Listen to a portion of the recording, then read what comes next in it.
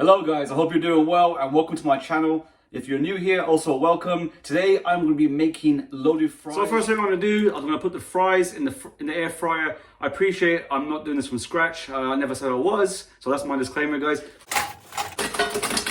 Be good. I'm just going to give them like a little shake around, kind of spread them out, try and spread them out evenly much as I can. Spread out now, and now ready to go in the air fryer.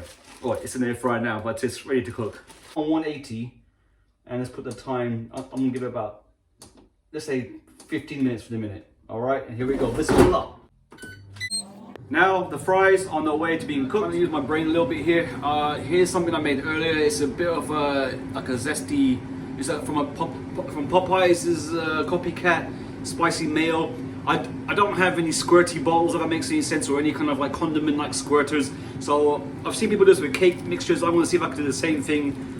For some reason I don't think it's going to work out that great, but the idea is to cut the bottom tip over here and then kind of lay as so. So it's been about 10 minutes. The fries are starting to cook. I'm just going to kind of loosen them up a little bit. Just obviously it's a good way to make sure that nothing's getting burnt. You can see some of it's already getting kind of cooked. I don't want to get too cooked because what I'm going to be doing is I'm going to be eventually putting them back in the oven. So they're looking quite good. I might give it a few more minutes actually. Okay, it's been a little bit under 5 minutes now, and I believe the fries are more or less good. I don't want to overcook them and make them hard and too crunchy where it breaks your teeth. So what I'm going to do now, while they're fresh and they still got the oil on it, I'm going to pour them in the bowl like so. The perfect time to add your seasoning to it. A little bit of salt, some garlic, and of course paprika. A little bit of a mix. And obviously add as and when you need. There we have it. These are the fries. They're looking nice. So now I've got my chicken strips, which I bought from my local takeaway. I'm going to cut them up in pieces. I know again it's cheating. I know this is cutting corners, guys, but this is what I'm doing to make my loaded fries. So this is what we're going to do now.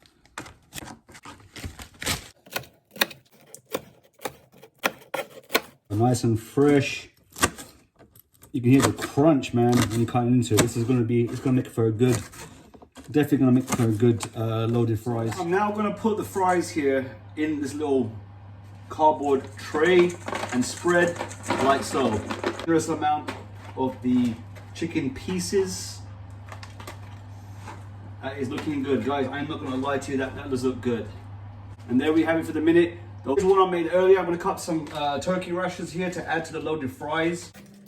Next, I'm going to shred some mild cheddar cheese. You're supposed to put cheese in loaded fries?